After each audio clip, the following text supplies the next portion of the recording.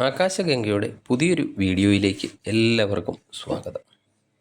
ഇന്നത്തെ വീഡിയോയിൽ 2025 വിഷു മുതൽ ഒരു വർഷത്തേക്കുള്ള വിഷുഫലമാണ് പറയാൻ പോകുന്നത്. 2025 പല പ്രധാന ഗ്രഹങ്ങൾക്കുമൊക്കെ രാശിമാറ്റമൊക്കെ സംഭവിക്കുന്നുണ്ട്. ശനിയാണെങ്കിൽ ഓൾറെഡി രാശിയൊക്കെ മാറിക്കഴിഞ്ഞു. മെയ് 14 വ്യാഴത്തിന് രാശിമാറ്റം ഉണ്ടാകും. അതിനുശേഷം രാഹുകേതുക്കളുടെയൊക്കെ രാശിമാറ്റം ഉണ്ടാകുന്നതാണ്. ഈ ഗ്രഹങ്ങളൊക്കെ തന്നെ ഓരോ രാശിക്കാരെയും ഓരോ നക്ഷത്രക്കാരെയും ഒക്കെ വിവിധ തരത്തിൽ സ്വാധീനിക്കുന്ന ഗ്രഹങ്ങളാണ്. ഈ ഗ്രഹങ്ങൾ വളരെ കാലമൊക്കെ ഒരു രാശിയിൽ തന്നെ നിൽക്കുന്നതിനാൽ വ്യാഴത്തിൻ്റെയും ശനിയുടെയും രാഹുകേതുക്കളുടെയും ഒക്കെ രാശിമാറ്റം വളരെ പ്രാധാന്യം ഒക്കെ അർഹിക്കുന്നത് തന്നെയാണ്.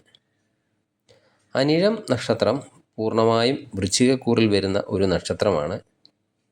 2025 വിഷു സംക്രമണ ഫലമനുസരിച്ച് ആദി ഷഡ്കത്തിൽ വരുന്ന നക്ഷത്രമാണ്. അതിനാൽ ഏത് കാര്യത്തിലും വിജയം ഉണ്ടാകുന്നതാണ്. ഇറങ്ങിത്തിരിക്കുന്ന ഏത് കാര്യങ്ങൾക്കും തടസ്സമൊന്നും ഉണ്ടാകാതെ ആ കാര്യങ്ങളൊക്കെ സാധിക്കാൻ പറ്റുന്നതാണ്. അതുപോലെ ആഗ്രഹങ്ങൾ എന്തെങ്കിലുമൊക്കെ ഉണ്ടെങ്കിൽ അതൊക്കെ സാധിക്കുന്നതിനുള്ള അവസരങ്ങളൊക്കെ ഉണ്ടാകുന്നതാണ്.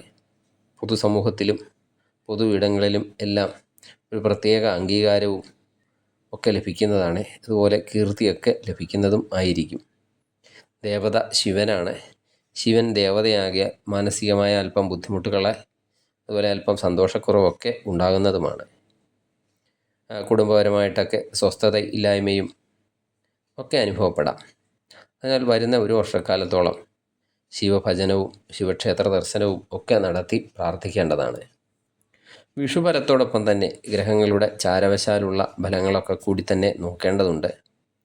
അനിഴ നക്ഷത്രക്കാർക്ക് ശനി ഇപ്പോൾ 5-ാം ഭാവത്തിലാണ്.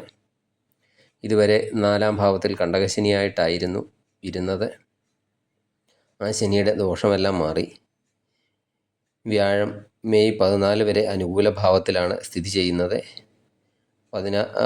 മെയ് 14 ശേഷം ആ വ്യാഴം അഷ്ടമഭാവത്തിലേക്കാണ് രാശിയൊക്കെ മാറുന്നത്. അതൊക്കെ അല്പം ബുദ്ധിമുട്ടുണ്ടാക്കും. തൊഴിൽ മേഖലയിലൊക്കെ പ്രവർത്തിക്കുന്നവർക്ക് അതുപോലെ തൊഴിൽ ചെയ്യുന്നവർക്ക് പതിവിനൊക്കെ വിപരീതമായിട്ടൊക്കെ കൂടുതൽ പ്രയത്നമൊക്കെ തൊഴിൽ മേഖലയിലൊക്കെ ആവശ്യമായിട്ടൊക്കെ വരുന്നതാണ്. അതുപോലെ തൊഴിൽ നിലവിൽ ഇല്ലാത്തവർക്കും പുതിയതായിട്ടൊക്കെ തൊഴിൽ അന്വേഷിക്കുന്നവർക്കും പുതിയ തൊഴിലൊക്കെ ലഭിക്കുന്നതിന് വേണ്ടി കൂടുതൽ പ്രയാസമൊക്കെ അനുഭവിക്കേണ്ടതായിട്ട് വരുന്നതാണ്.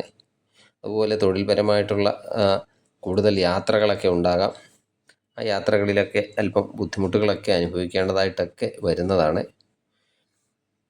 അതുപോലെ നമുക്ക് ചെയ്യാൻ ഒരിക്കലും സാധിക്കില്ല എന്ന് കരുതിയിരിക്കുന്ന കാര്യങ്ങളൊക്കെ അല്പം ബുദ്ധിമുട്ടൊക്കെ എടുത്താലും അത് ചെയ്തു തീർക്കാനായിട്ടൊക്കെ സാധിക്കുന്നതാണ്. സാമ്പത്തികമായിട്ടൊക്കെ നേട്ടങ്ങളൊക്കെ ഈ സമയത്ത് ഉണ്ടാകും. എങ്കിലും അനാവശ്യമായിട്ടുള്ള ചിലവുകളൊക്കെ വർദ്ധിക്കുന്നതാണ്. ഉദ്ദേശിക്കുന്നതിൽ കൂടുതൽ ചിലവുകൾ പല കാര്യങ്ങൾക്കും നിങ്ങൾക്ക് വന്നു ചേരുന്നതായിരിക്കും. അതുപോലെ കോടതി കേസുകളൊക്കെ ഉള്ളവർക്ക് അത് എന്തെങ്കിലുമൊക്കെ ചെറിയ ചെറിയ കാരണങ്ങളാലൊക്കെ നീണ്ടുപോകാനും സാധ്യത കാണുന്നുണ്ട്. അതുപോലെ ഈ പാർട്ട്ണർഷിപ്പൊക്കെ ബിസിനസ്സൊക്കെ നടത്തുന്നവർ പാർട്ട്ണറുമായിട്ടുള്ള ബന്ധങ്ങളൊക്കെ കൂടുതൽ ശക്തമാക്കി കൊണ്ടുപോകാൻ ശ്രദ്ധിക്കേണ്ടതാണ്. അതുപോലെ ബിസിനസ്സിൽ പാർട്ട്ണർമാർ അറിയാതെ യാതൊരു കാര്യങ്ങളും ചെയ്യരുത്. അതുപോലെ ബിസിനസ് കാര്യങ്ങളൊക്കെ വളരെയധികം ശ്രദ്ധയോടെ നിരീക്ഷിക്കേണ്ടതാണ്. അതുപോലെ നിങ്ങളുടെ ഇണയുമായിട്ടോ അല്ലെങ്കിൽ പങ്കാളിയോ അല്ലെങ്കിൽ ബിസിനസ് പങ്കാളിയോ ആയിട്ടൊക്കെ എന്തെങ്കിലും തരത്തിലുള്ള വാക്കേറ്റം ഒക്കെ ഉണ്ടാകാൻ സാധ്യതയുള്ളതിനാൽ അവരോട് സംസാരിക്കുമ്പോഴും പ്രവർത്തിക്കുമ്പോഴും ഒക്കെ ശ്രദ്ധിക്കേണ്ടതാണ്. ദേഷ്യമൊക്കെ അല്പം കുറയ്ക്കേണ്ടതാണ്. അതുപോലെ ഈ സമയത്ത് നമ്മുടെ സുഹൃത്തുക്കളുടെയും ബന്ധുക്കളുടെയും ഒക്കെ സഹകരണമൊക്കെ അല്പം കുറയുന്നതായിട്ട് ഒക്കെയുള്ള തോന്നലുകൾ ഉണ്ടാകാം. ആ സഹകരണമൊക്കെ വർദ്ധിപ്പിക്കുന്നതിന് വേണ്ടി നിങ്ങൾ തന്നെ മുന്നിട്ടിറങ്ങി ശ്രമിക്കേണ്ടതാണ്. അതുപോലെ ഭാഗ്യത്തിൻ്റെ ഏറ്റക്കുറച്ചിലുകളൊക്കെ ഉണ്ടാകുന്ന സമയമാണ്. ദൈവാധീനമൊക്കെ വർദ്ധിപ്പിക്കണം. ശാരീരികമായ സുഖക്കുറവുകളൊക്കെ ഈ സമയത്ത് പ്രതീക്ഷിക്കാം. മാനസികമായിട്ടുള്ള ടെൻഷനൊക്കെ വർദ്ധിക്കാം. അതുകൊണ്ട് ആരോഗ്യകാര്യത്തിലും ശ്രദ്ധിക്കണം. കൂടുതൽ ഗുണഫലങ്ങളൊക്കെ നിങ്ങൾക്ക് ലഭിക്കുന്നതിന് വേണ്ടി പ്രാർത്ഥന ഒരു നല്ല പരിഹാരമാർഗമാണ്. ശിവക്ഷേത്രത്തിൽ മുടങ്ങാതെ ദർശനമൊക്കെ നടത്തുക.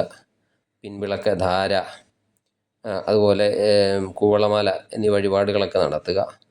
അതുപോലെ വിഷ്ണു ക്ഷേത്ര ദർശനം നടത്തുന്നതും വിഷ്ണു സഹസ്രനാമ ദിവസവും ജപിക്കുന്നതൊക്കെ വളരെയധികം ഗുണം ചെയ്യും.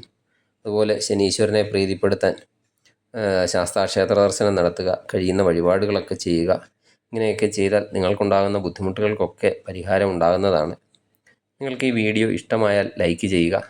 സബ്സ്ക്രൈബ് ചെയ്യാതെ വീഡിയോ കാണുന്നവരാണെങ്കിൽ ദയവായി സബ്സ്ക്രൈബ് ചെയ്ത് കാണുക. മറ്റൊരു വീഡിയോയുമായി വീണ്ടും കാണാം. നന്ദി, നമസ്കാരം.